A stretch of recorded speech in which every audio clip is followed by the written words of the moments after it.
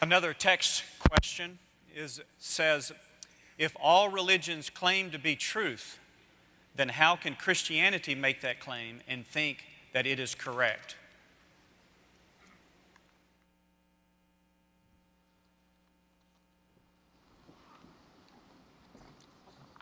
Appreciate that question, and it's a question that has the assumption that is very correct. Oftentimes the Christian takes the hit that he or she who is a follower of Jesus Christ is the only one who lays claim to exclusivity. That is not true.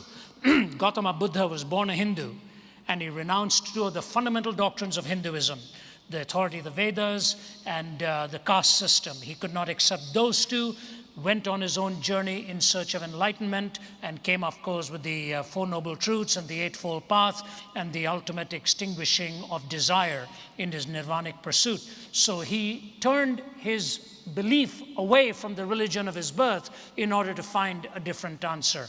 Islam is also exclusivistic in its claim, in all of its precepts and its 5 pillars and so on. What about these contradistinctions?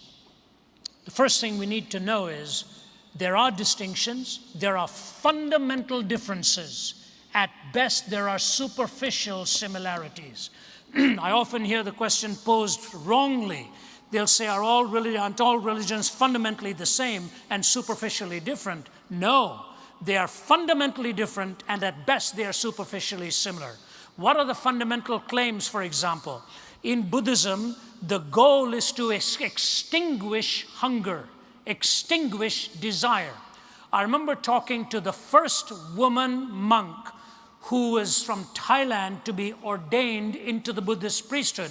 But Thai Buddhists do not ordain women, so she went to Sri Lanka to be ordained, and she has a PhD in philosophy from McMaster University in Hamilton, Ontario, and Waterloo, I guess, Ontario, McMaster University there.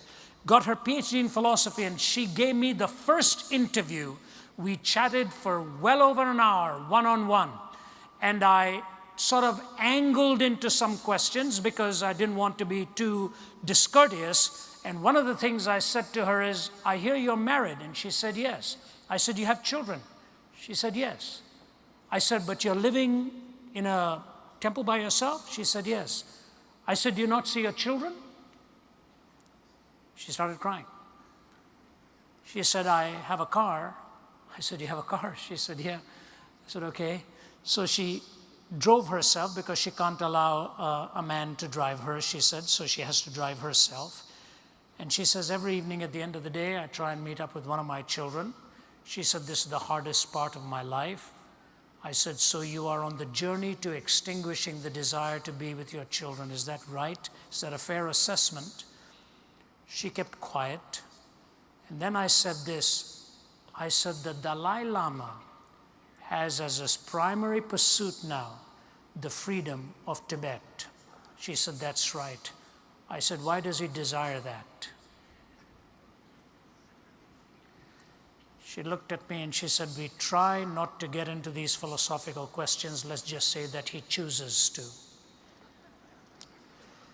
You take a look at other world religions and see where these 4 questions are dealt with: origin, meaning, morality, and destiny. These 4 questions have to be answered in 2 ways. Follow me, please. Every particular answer has to correspond to truth, either through empirical form of measurement or through the logical reasoning process. And when those 4 answers are put together, they must cohere and not be incoherent. So the 2 tests, correspondence and coherence, I guarantee you only in the Judeo-Christian worldview will you find these 4 questions answered with corresponding truthfulness and with the coherence of a worldview. Let me take just one example, and I don't say this to slight, but this is a fact and we have to deal with it. I've been invited in many, many Islamic countries, and I have open forums there, and going to go to one of the toughest Islamic countries within the next few weeks. They've hosted me in many parts there, and we've had dialogues. I want to give to you 2 things. In the Quran, it is the only historically claimed document that denies that Jesus Christ was actually crucified or died on the cross. Denies that. The Greek historians say he died on the cross. Roman historians say that. Pagan historians say that. Jewish historians say that. And Christian historians say that. The the Quran is the only one that says it appeared to him that he died, but he didn't actually die on the cross. So historically, it is making an affirmation that is really historically untrue. I got into a discussion with Sheikh Hussein of the leading Shiite cleric in Damascus, Syria, a real gentleman. For over 3 hours, we talked with an interpreter between us and an audience listening in. I was allowed to ask him one question about his faith, and he was allowed to ask me one question about mine. There was nothing, no rancor, no adversarial stance, just a perspective and counter-perspective and back and forth. It's the best way to do it, really. At the end of it, Sheikh Hussein looked at me. He was very respectful through the whole time, always referred to me as Professor Zacharias. And then at the end, he looked at me, leaned over, and he said, "You know, Professor, I think the time has come for us in the Islamic world to stop asking if Jesus Christ died and to start asking why."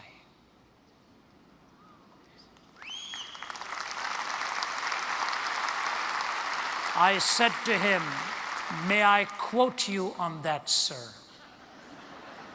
He said, "Yes, you may. I'm hopefully going to go there before long, and I hope we can meet up again."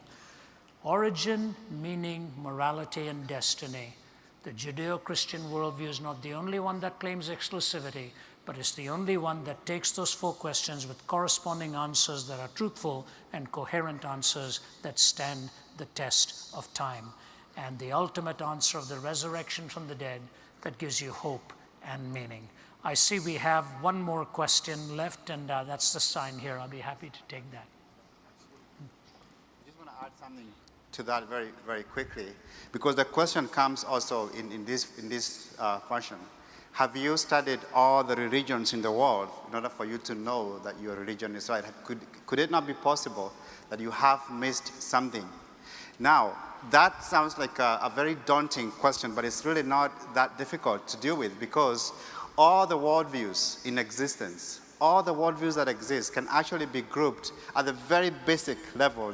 You could spend an eternity maybe studying just one of these religions. But all the worldviews in existence can be grouped under only 3 categories, all the worldviews. The first category is the view that only the universe exists. The other category is only God exists. Of course, you find naturalism and atheism on the left side, only the universe exists. But when some Eastern religions will tell you only God exists, and that's cashed out in different ways. I'm just using the word God, just to make it easy for us to grasp these concepts. Then in the middle, you have the view that both God and the universe exist. Both God and the universe exist, and under that you have Judaism, Christianity, and Islam. So it's not difficult to apply the test that Ravi was talking about to these systems as a whole without having to study each particular one. You just need to know what the basic ideas, what the basic thoughts are for these views, and then you can critique all of them without having to be an expert in every worldview that's out there. So it's important for us to know that this is not so difficult to do. We are not making it up in trying to come up with an answer to this kind of a question. This gentleman, very humble guy, and we didn't want to give another university too much of advertising here lest we be thrown out, but he is just finishing up his PhD work at the University of Georgia, and I'm going to carry the work out there.